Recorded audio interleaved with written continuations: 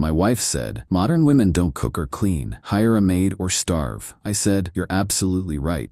Then I hired a young Brazilian housekeeper who cooked amazing meals. Her friends' reactions when the maid answered our door in lingerie she left out. This happened about 6 months ago.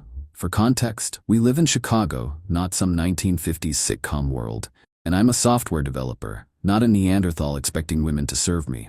My wife Sarah, 34F, and I, 36M, have been married for 8 years, together for 10.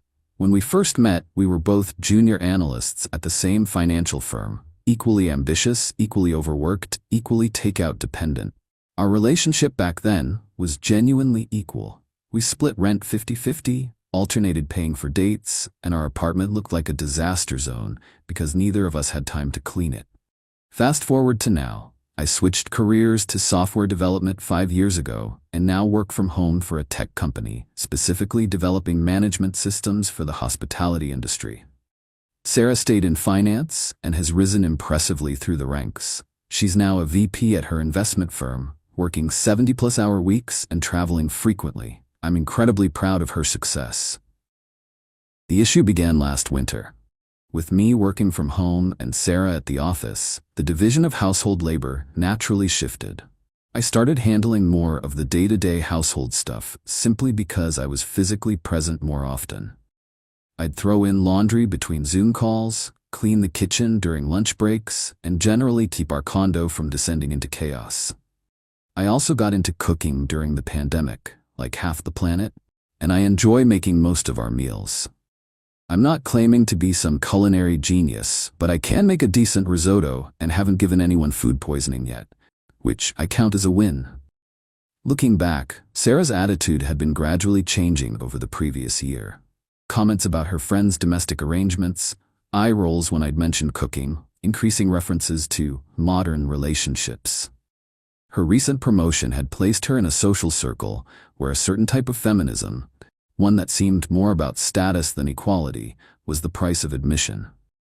But as winter turned to spring, I found myself swamped with a major project. My team was rebuilding our company's entire restaurant management platform, and I was suddenly working longer hours than Sarah.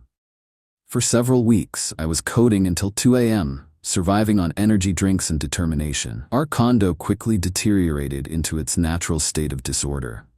After a particularly grueling day, I asked Sarah if she could handle dinner for the next few nights while I powered through this project crunch. Her response caught me completely off guard. "Modern women don't cook or clean," she said without looking up from her phone. "That's outdated gender role nonsense. Hire a maid or starve." I stared at her, waiting for the punchline. It didn't come. "You're joking, right?" I finally asked. "I've been cooking for us and cleaning the condo for months while you've been busy at work." "That's your choice," she shrugged. "I never asked you to do that." "So now that I'm the busy one, you won't help out?" "I didn't spend years climbing the corporate ladder to come home and be a housewife," she said. "I make enough money that we don't have to live like this. Just hire someone." I was too exhausted to argue. I ordered takeout, went back to my desk, and tried to focus on debugging rather than on my wife's sudden transformation into whatever this was. The next morning, over coffee, I tried again, thinking she'd been having a bad day. But she doubled down. "Look, Brad, I'm not going to apologize for my success or my boundaries. My mother spent her life cooking and cleaning for my father, and it got her nowhere. That's not me." "This isn't about gender roles," I countered. "It's about being partners and supporting each other. When you were pulling 80-hour weeks for the Henderson account, I handled everything at home. Now, I'm asking for the same support. And I'm offering a solution," she said. "Hire help. We can afford it." Then came the kicker. "Or did you really think I was going to come home from the office and start making you sandwiches?" I took a deep breath. "You know what? You're absolutely right." Her smug expression indicated she thought she'd won. She hadn't. "We should hire someone," I continued. "I'll take care of it." And I did. Through a neighborhood Facebook group, I found Maria, a 58-year-old Brazilian immigrant who had been a professional chef in São Paulo before moving to the US. She was looking for household management work while saving to open her own restaurant. Her references were impeccable, Her cooking was apparently legendary, and she had a no-nonsense attitude that reminded me of my grandmother. I hired her to come in 3 days a week, to clean, do laundry, and prepare meals that could be reheated on her off days. When I hired Maria, I made sure to set everything up legally. Payroll taxes, workers' comp insurance, the works. My brother's an accountant and helped me make sure everything was above board. Sarah, who had clearly expected me to continue handling everything myself, seemed surprised but didn't object. After all, she's the one who suggested hiring help. Maria was a revelation. Not only did our condo sparkle like never before, but our fridge was filled with incredible food. Brazilian feijoada, perfectly seasoned steaks, homemade pasta, meals that made my amateur cooking look like a child playing with an easy bake oven. She even baked fresh bread that made our entire floor smell like heaven. I'd wrap up work each day to find the apartment immaculate and dinner ready to heat up. After years of takeout and my adequate at best cooking, this was like living in a 5-star hotel. Sarah, surprisingly, seemed annoyed rather than pleased. She'd make little comments about the unnecessary expense or how the apartment smelled too strongly of garlic. But she still ate every bite of Maria's cooking and never once offered to take over any household duties. The real comedy began when Sarah started bringing friends home. Now, I should explain that Sarah's social circle had evolved over the years. Her new friends were mostly women from her firm, high-powered, hyper-competitive, and, like Sarah, strangely invested in a particular brand of feminism that seemed more about avoiding household labor than actual equality. They'd gather at our place monthly for wine night, where they'd humble brag about their careers while exchanging increasingly bizarre takes on modern gender dynamics. These wine nights always left a disaster in their wake. Empty bottles everywhere. Red wine spills on our white sofa, cheeseboard detritus ground into the carpet. Guess who always cleaned it up? Not Sarah, that's for sure. The first wine night after Maria started working for us fell on a Thursday, one of her days with us.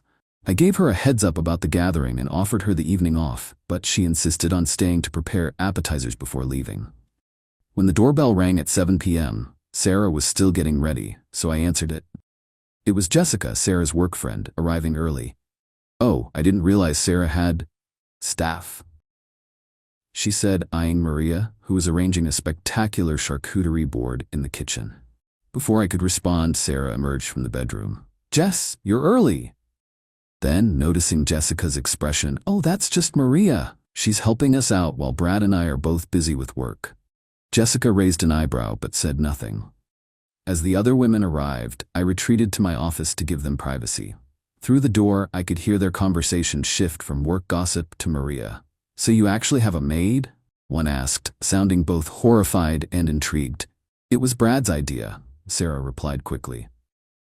"You know how men are. Can't figure out how to run a dishwasher." I nearly choked on my coffee, the audacity. "But isn't it weird having someone in your space?" another asked.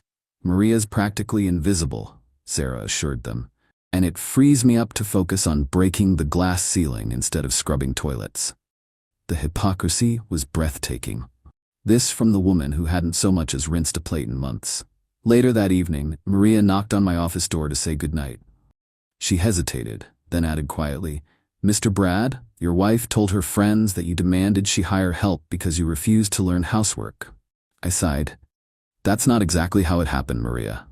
"I know," she said simply. "I see who does the dishes when I'm not here." Then she left. The next morning, surveying the wine night carnage, Sarah announced she was late for a meeting and rushed out the door. It was Friday, not one of Maria's regularly scheduled days, but Sarah had actually asked her to come in for extra help before the weekend and hadn't bothered to tell me. The mess would sit until either I or Maria dealt with it. As I was clearing lipstick-stained glasses, I found a lacy black bra wedged between sofa cushions. Definitely not Sarah's style. One of her friends must have dropped it, though how a bra gets accidentally left behind is beyond me. I set it aside on the entryway table to deal with later, then dove back into work. Around noon, the doorbell rang. It was a delivery. Sarah had ordered lunch for the team working on a weekend project and had it sent to our address by mistake. As I was explaining this to the delivery guy, Maria arrived for her extra shift. When she came in, she naturally started tidying up as she always did, picking up the bra from the entryway table just as the doorbell rang again. "I was just getting started on this mess," she said with a sigh. Before I could respond, I opened the door to find Jessica and 2 other women from Sarah's wine night, supposedly coming to pick up a file Sarah needed. Their expressions when they saw Maria in my apartment were priceless, a mixture of vindication and scandalized delight. "Oh, we didn't realize you had company," Jessica said, her eyes darting between us. That's when they noticed Maria casually holding the black lace bra, having picked it up from the entryway table while starting to clean. The women's eyes widened. Jessica actually gasped. "We were just cleaning up after last night," I said innocently. "Someone left this behind. Is it one of yours?" Stunned silence, then a hasty retreat, muttering excuses about texting the file instead. As the door closed, Maria and I looked at each other and burst into laughter. "I'm so sorry," I said when I could breathe again. "That must have been awkward for you," Maria shrugged. "I've been a household employee for many families. You learn to recognize the signs of a troubled marriage." She handed me the bra. "This is not mine, by the way. I wear sensible cotton, like a proper grandmother." When Maria first learned about the rumors Sarah was spreading, she was understandably upset. "I have been a professional my entire life," she told me, eyes flashing with rare anger. "To suggest I would behave this way is disrespectful to both of us." It was only after seeing the absurdity of the situation with the bra that she began to find humor in it. That evening, I confronted Sarah. "Why are you telling people I'm having an affair with Maria?" She denied it at first, then deflected, then finally admitted it when I told her about the women's visit and their reaction to seeing Maria with the mysterious bra. "It was just girl talk," she insisted. "No one took it seriously." "Your friends clearly did," I countered. "Why would you make up something like that?" After more deflection, the truth emerged. Sarah was embarrassed. Not about having household help, that was apparently status appropriate, but about the reason for it. She couldn't admit to her girl boss friends that she refused to do housework while I was working long hours. So she'd constructed an elaborate narrative where I was both incompetent at housework and likely sleeping with the help, while she was the long-suffering career woman dealing with a man-child husband. "Do you realize how insane that sounds?" I asked. "And how incredibly disrespectful it is to Maria. She's a professional who deserves better than being cast as the other woman in your fictional drama." Sarah broke down then, crying about the pressure she felt from her friends to maintain a particular image. How success in her world came with expectations about having the right opinions, the right lifestyle, the right kind of marriage. I almost felt sorry for her. Almost. "I think we need some time apart," I finally said. "I'm going to stay with my brother for a while." I left that night. In the weeks that followed, Sarah sent a mixture of angry and pleading texts. Her friends had apparently spread the affair story throughout her office, damaging her carefully cultivated image. The irony was thick enough to cut with a knife. My project crunch lasted about 6 weeks in total, wrapping up just as the situation with Sarah was imploding. By the time we separated, I was back to more normal hours, which actually gave me the bandwidth to start exploring the restaurant management system's commercial applications, particularly for small catering operations, like what Maria had been dreaming about. After consulting with a business attorney, I helped Maria transition from household employee to entrepreneur. We formally ended the employment relationship and drew up proper partnership agreements for a new venture. Maria already had the necessary food safety certifications from her professional chef background, and we ensured all proper permits and inspections were obtained before beginning commercial operations. We started small, weekend catering gigs while I continued my day job. After 4 months of growing success, we found a former restaurant space in Logan Square. It took another 3 months of permits, inspections, and renovations before Casa Maria officially opened its doors. The health department alone required 3 separate inspections before giving us the green light. 2 months into our separation, Sarah asked to meet. Over coffee, she offered a tearful apology. She'd started therapy, she said, beginning to work through her issues with gender roles and her tendency to construct false narratives under social pressure. While 2 months wasn't enough for a complete transformation, she seemed genuinely committed to the process. "I got caught up in something toxic," she admitted. "I was so invested in the idea of being the perfect modern woman that I became a terrible partner, and then I lied about you to save face." I appreciated her honesty, but trust, once broken, is hard to repair. "What about Maria?" I asked. "Have you apologized to her for dragging her into your lies?" Sarah looked down. "Not yet, but I will. We're currently in marriage counseling, living separately while we figure out if there's anything left to salvage." The old Sarah, my equal partner who didn't equate feminism with avoiding the dishwasher, might still be in there somewhere. Maria's catering business is taking off. We converted the former restaurant space in Logan Square, combining her culinary skills with my tech background to create something special. She still teases me about being my Brazilian mistress whenever Sarah's friends walk into the restaurant, causing them to choke on their cocktails. The black bra, by the way, turned out to belong to Jessica, Sarah's friend who'd been most eager to catch us in the act. She'd been having an affair with a married colleague and had apparently changed clothes at our place before heading back to the office. According to another friend who later defected from the group, Jessica had actually noticed it was missing, but decided not to mention it, thinking she could use the misplaced item to fuel rumors later if needed. Her own stratagem backfired spectacularly. When Sarah finally confronted her about it, Jessica claimed she'd forgotten to ask for it back. The layers of hypocrisy in Sarah's social circle turned out to be as multi-layered as Maria's excellent lasagna. So that's it. No dramatic conclusion, no perfect revenge, just the slowly unfolding consequences of Sarah's bizarre choice to reframe basic partnership as outdated gender roles, then lie about it to save face. Life is messier than Reddit stories usually allow. Sometimes your spouse says something ridiculous about modern women not cooking or cleaning. Sometimes you hire help who turns out to be worth their weight in gold as both an employee and a friend. And sometimes a forgotten bra accidentally exposes multiple layers of deception at once. The real lesson? If you're going to lie about having an affair with the housekeeper, make sure your friends don't leave their lingerie at your place. Update 3 months later. Since many have asked for an update, here's where things stand. Sarah and I have decided to give our marriage another try. The counseling helped us identify some deep-seated issues on both sides. Her tendency to adopt extreme positions to impress her peers, my tendency to respond passive-aggressively rather than addressing problems directly. We're both working on these things. Sarah formally apologized to Maria and has become one of our catering business's most vocal supporters, even bringing clients from her firm. She's still at the same company, but has distanced herself from Jessica and that particular social circle. Maria is now the proud co-owner of Casa Maria, our Brazilian fusion restaurant that's gotten write-ups in several local food blogs. She still helps around our condo occasionally, but as a friend rather than an employee. Her famous feijoada is now our Sunday tradition. The most surprising development? Sarah has discovered she actually enjoys cooking, when it's a choice rather than an obligation.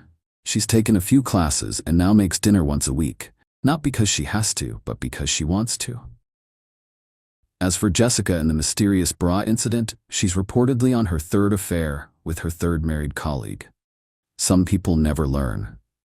I've learned that relationships are complicated, people are contradictory, and sometimes it takes a Brazilian chef and an accidentally misplaced bra to expose the absurdity of performative anything, whether it's performative feminism or performative traditionalism. Also, in case it wasn't clear from the original post, Maria is a 58-year-old grandmother of 4 who found the whole situation hilarious and used it to extract a higher ownership percentage in our restaurant venture. Never underestimate a Brazilian grandmother with good business